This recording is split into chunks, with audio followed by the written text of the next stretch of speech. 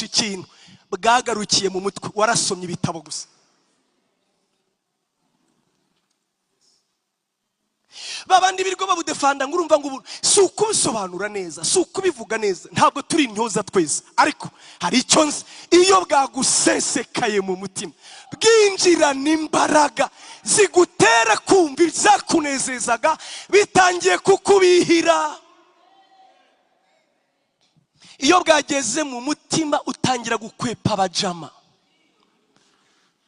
gusa, uba ugifite akantu k'agasoni, ariko mwajya kubyina ukajya umukwepa ati muri minsi ndi ku miti, uguhangaza kuvuga ko inzoga waziretse, ati banyandikiye antibiyotike eshanu. Ubuntu bwageze mu mutima, ahubwo baratangiye ati va ku nzoga moshe, ariko uracyatinya abajama bari bukuveho, barabona wowe barayipozompo, ati ndi kuri antibiyotike. Ubuntu buba bwatangiye kugeramo buriya. Ubuntu bwakomanze mu mutima wa Zakayo, bwakomanze mu mutima wa Zakayo. Uyu mutipe baramwangaga, abakora komentari biblique baravuga ngo yari mugufi. Iyo ni inenga utazi z'umuntu, ngo ariko bari barabuze aho bamwishyurira, ngo ubwo babiziganaga bashaka kureba Yesu, ngo baramukonzoye bya seriye. Nawe waje ashaka amafaranga, business yanjye yahombye kubera wowe, ngo arirukanka ajya kure, ngo ajya kwitegereza Yesu, ngo amurebe gusa.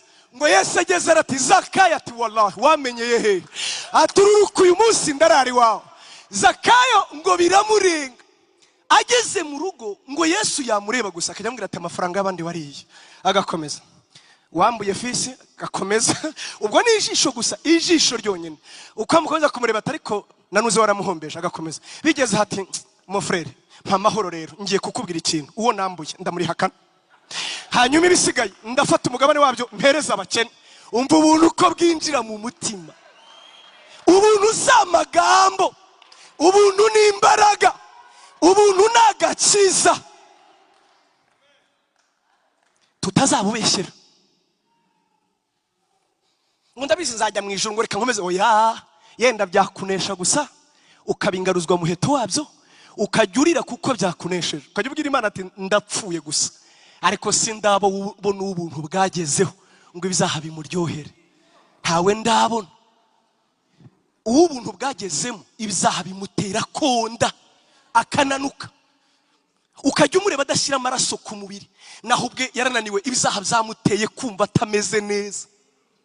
Ubuntu uwo bwagezeho ubwe arisoza, atari uko atinya yuko Imana itamubabariye, ahubwo yifuza kwezwa birenzeho. Ibindi rero ni igipindi, ibindi ni siyansi, ibindi ni akantu k'agahinte twamenye. Ubuntu bwinjirana n'ukuri mu mutima w'umuntu. Imana yacu ishimwe, Imana yacu ishimwe, Imana yacu ishimwe. Mu bintu bitatu yamubwiye reka mvuge kimwe, nicyo nashakaga, ibindi reka mbyihorere.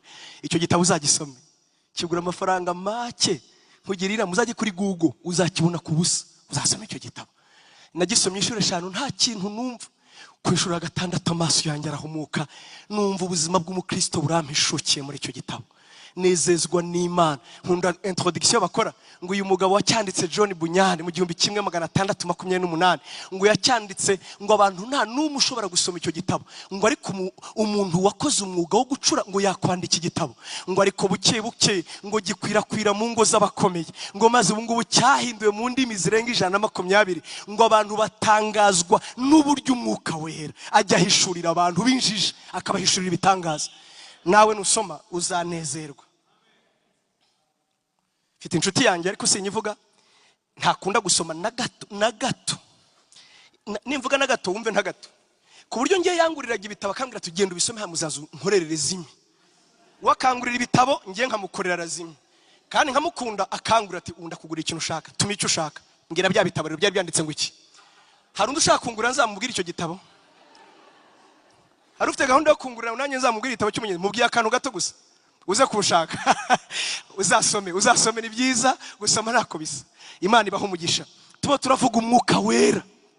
Yesu ashimwe cyane. Ukuri ni imbaraga. Twavuze ko ukuri atari amagambo. Benshi dufata ko ukuri ari urutonde rw'ubumenyi dufite kuri Bibiliya. Oya, ahubwo ukuri ni ubumenyi dufite ku ijambo ry'Imana, kuri Yesu, bwahindutse imbaraga mu buzima bwacu.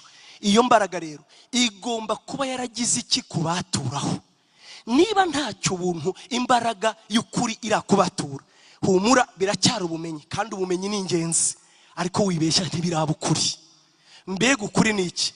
Ubumenyi ku byerekeye Yesu uteranije imbaraga bihwanye no kubatuka. Ibyo nibyo byitwa ukuri. Ibyo bintu nibyoroshye, andika ko kantu mu mibare.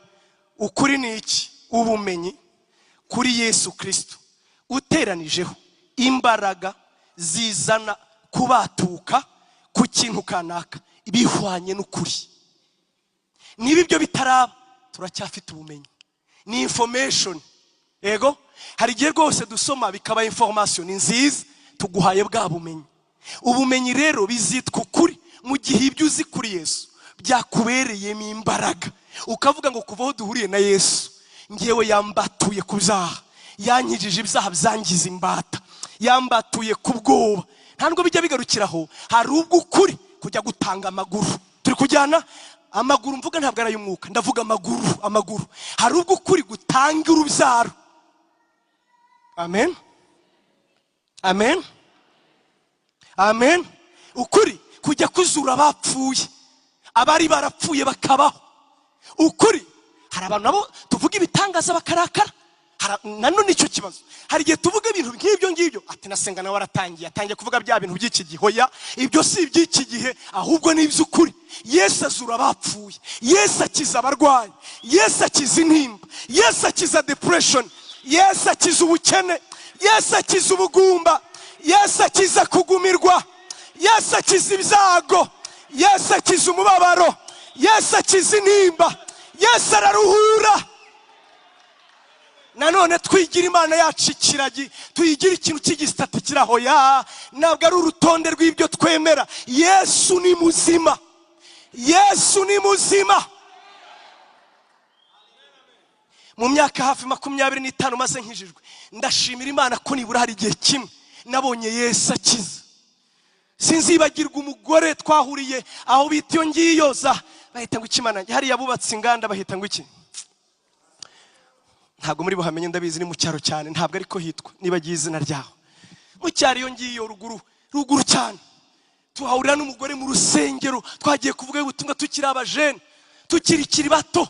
Duhura n'umugore wari waje avuga ngo abantu bafite indwara zidakira ari bo begera, abantu bafite indwara zananiranye bari bo bazi, ibya bibazo byananiranye nibo dukeneye. Abarwaye umutwe musange turabahereza imiti, mugure fansidari, mugure bya binini bikiza imitwe, ariko muzanire Yesu ibyananiranye. Ndabizibuka neza nk'ibyabaye ejo. Korari yari yatwakiriye iraduseka nk'abare batutu twana tuduhungu. Haza umugore umwe, uwo mugore ahagurutse urusengero rwose rurahaguruka, tuyoberwa ibyabaye.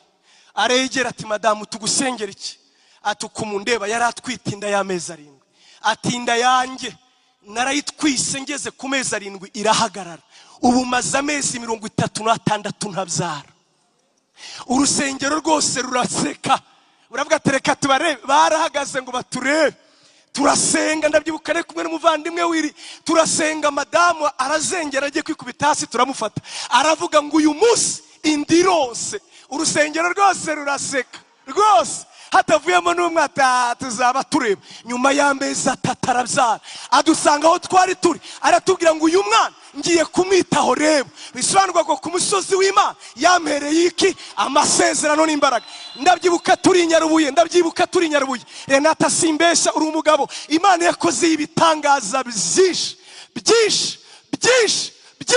kubera ko Yesu arakiza, Yesu arakora, Yesu ni muzima, Yesu araruhura, Yesu aratabara, Yesu arazura, akiza intimba, agahinda karagwa. Ibyiringiro biraboneka. Byo tuvuga si amagambo. Ubu hari abari burakare ngo ntabwo avuze ubutumwa bwiza. Ubwo ni bubi. Tuvuge gusa siyanse, no. Yesu ni muzima, Yesu ni muzima. Ndifuza kugera aho Paulo yageze, kandi nzagerayo kandi njya mbabwira ibintu mukagira ngo ndakina mwebwe. Narinze ngi Burayi mbabwira ngo ndumva ibintu mbabwira, nzagenda mukagira ngo ndakina. buri iyo mugira ngo iyo mwemerewe nababwiraga tukiri mu gishanga nari kuba naragiye kazi kanyu. Nubu muntega amatwi rero neza, muntega amatwi muzabimbaze si Kameme maze gukura uko mundeba maze gukura Kameme. Sinajya hano ngo nihandagaze, ndagira ngo mbabwire ngo tugiye kwimuka tuve mu bintu bisanzwe. Ndabararitse ahari uyu mwaka cyangwa utaha, ndababwiza ukuri ntabwo aya mavuta ariyo muzongera kubona. Tugiye kwinjira mu zindi imbaraga. I know, ndabizi neza mu mwuka, ndabyumva mu mwuka wanjye, ndabyumva.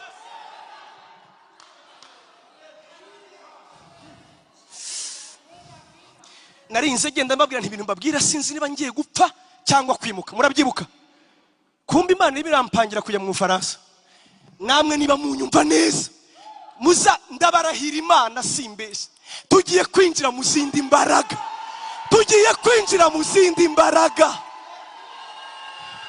Bamwe bazatubeshera yuko tuzi kuzimu, bazavuga ko twagiye gushaka izindi imbaraga mu Bufaransa, bazatwita abakoreshwa n'ibindi bintu. Ariko ndababwira ngo Yesu agiye gukora ibirenze.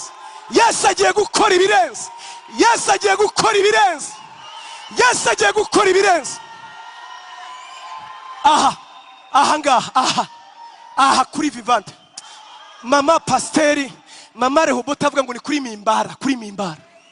Hapa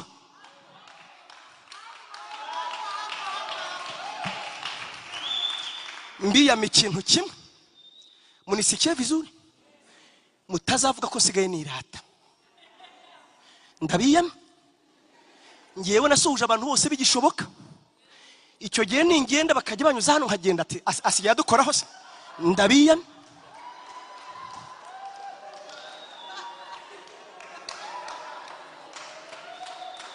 niba ushaka kumubera n'uyu munsi duhoberane, ariko nibizanyuma moshe.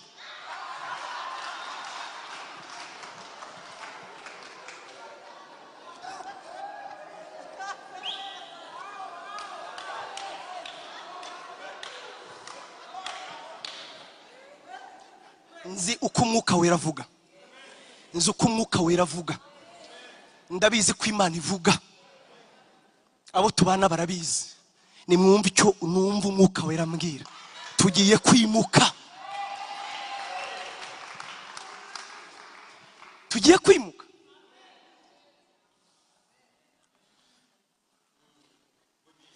Ibyanditswe twasomye bya bindi twaba mugiye kubona ari ubuzima mu buzima bwacu.